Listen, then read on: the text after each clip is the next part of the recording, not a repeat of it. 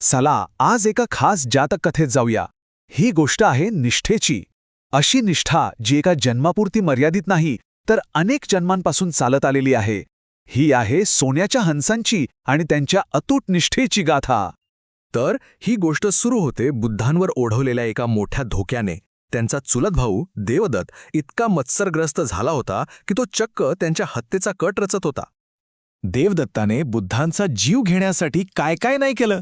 आधी भाडोत्री धनुर्धारी पाठवले, मग पर्वतावरून भला मोठा दगड फेकला, पण तो प्रत्येक वेळी अयशस्वी ठरला. आता मात्र त्याने एक शेवटचा आणि सगळ्यात क्रूर डाव रचला होता. आणि याच डावाच्या वेळी एक अशी अविश्वसनीय गोष्ट घडली जी आपल्याला ह्या कथेच्या मूळ प्रश्नाकडे घेऊन जाते. मृत्यू अगदी समोर दिसत असताना सुद्धा एखाद्या व्यक्तीमध्ये इतकी निरपेक्ष निष्ठा येते तरी कुठून? तर मग या कथेत आपण काय काय पाहणार आहोत?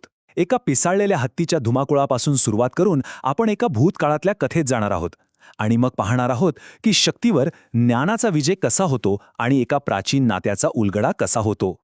ठीक आहे, चला तर मग सुरुवात करूया. आपण आहोत राजगृह शहरात. इथे देवदत्ताने नालागिरी नावाच्या एका भयंकर क्रूर हत्तीला बुद्धांवर सोडण्याची सगळी तयारी केली आहे. विचार करा, तो हत्ती तब्बल 16 माठ दारू पाजून त्याला पिसाळलेला.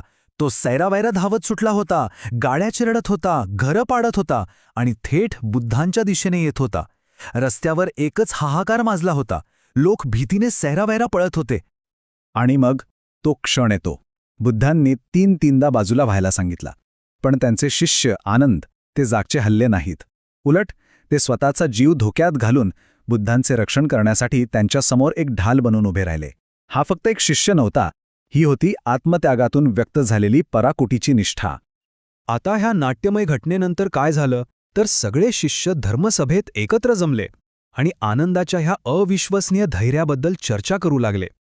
तेव्हा बुद्धांनी एक गोष्ट सांगितली. ते म्हणाले, आनंदाने माझ्यासाठी आपला जीव धोक्यात घालण्याची ही काही पहिली वेळ नाहीये. आणि मग त्यांनी एक जातक कथा सांगायला सुरुवात केली जी त्यांच्याच एका पूर्वजन्माची होती. चला तर आता आपण थेट भूतकाळातच जाऊया. ह्या जन्मात बुद्ध होते एक सुवर्ण हंसराज जे तब्बल 96,000 हंसांच्या कळपाचे नेतृत्व करत होते. तर हे हंसराज एका तलावात उतरले आणि शिकाऱ्याच्या जाळ्यात अडकले. पण आपल्या कळपाच्या खाण्यात व्यत्यय नको म्हणून ते चुपचाप सगळ्या वेदना सहन करत राहिले. जेव्हा कळपातल्या सगळ्या हंसांचं खाऊन झालं आणि ते सुरक्षित झाले तेव्हाच त्यांनी मदतीसाठी आवाज दिला. हे असतं खरं नेतृत्व. राजाचा आवाज ऐकताच सगळा कळप घाबरून उडून गेला. पण एक होता, त्यांचा निष्ठावंत सेनापती सुमुख. तो आपल्या राजाला अशा संकटात सोडून जाऊ शकला नाही. तो परत फिरला. हीच तर होती निष्ठेची खरी कसोटी. सुमुखने काय निर्णय घेतला? त्याने ठरवलं की सुरक्षित पळून जाण्यापेक्षा आपल्या राजासोबत मृत्यूला सामोरं जाणं जास्त महत्त्वाचं आहे. ही फक्त भावना नव्हती, हा एक विचारपूर्वक घेतलेला निर्णय होता की नातं म्हणजे सुख आणि दुःख दोन्हीत समान भागीदारी. आता कथेचा क्लायमॅक्स येतोय.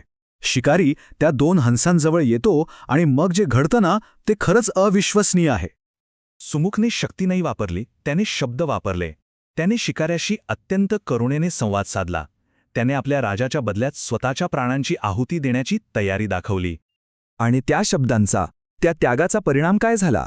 त्या शिकाऱ्याचं कठोर मन जणू काही तेलात भिजवलेल्या कापसासारखं मऊ झालं. यातून हेच दिसतं की हिंसेपेक्षा करुणेची ताकद कितीतरी पटीने जास्त असते.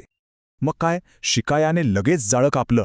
फक्त राजाला सोडवलंच नाही तर त्याच्या जखमा धुतल्या, त्यांची काळजी घेतली.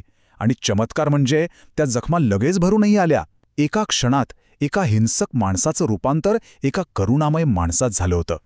बुद्धांनी ही गोष्ट तर सांगितली, पण मग त्यांनी जो खुलासा केला त्याने भूतकाळ आणि वर्तमान काळ एकमेकांशी जोडले गेले. आणि तो विलक्षण संबंध काय होता? तर निष्ठा ही काही एका जन्मापुरती नसते. तो शिष्य आनंद, तो दुसरा तिसरा कोणी नसून पूर्वजन्मीचा सेनापती सुमुख होता आणि बुद्ध स्वतः ते सुवर्ण हंसराज होते. हे नातं अनेक जन्मांपासून टिकून होतं. तर मग या सगळ्यातून आपल्याला काय शिकायला मिळतं? या कथेचा सार काय आहे? चला ते समजून घेऊया. ही प्राचीन कथा आपल्याला काही महत्त्वाच्या गोष्टी शिकवते. पहिली म्हणजे खरी निष्ठा जन्मांच्या पलीकडे टिकते. दुसरी, ज्ञान आणि करुणा हे हिंसेपेक्षा खूप जास्त शक्तिशाली आहेत. आत्मत्यागातून निर्माण झालेले बंध सर्वात घट्ट असतात आणि सद्गुणांचं एक छोटंसं कृत्यसुद्धा युगायुगे टिकून राहतं. आणि मग जाता जाता हा प्रश्न आपल्या सगळ्यांसाठी आहे, आपल्या स्वतःच्या आयुष्याला आकार देणाऱ्या कळत नकळत जपलेल्या अशा चिरंतन निष्ठा कोणत्या आहेत? जरा विचार करून बघा.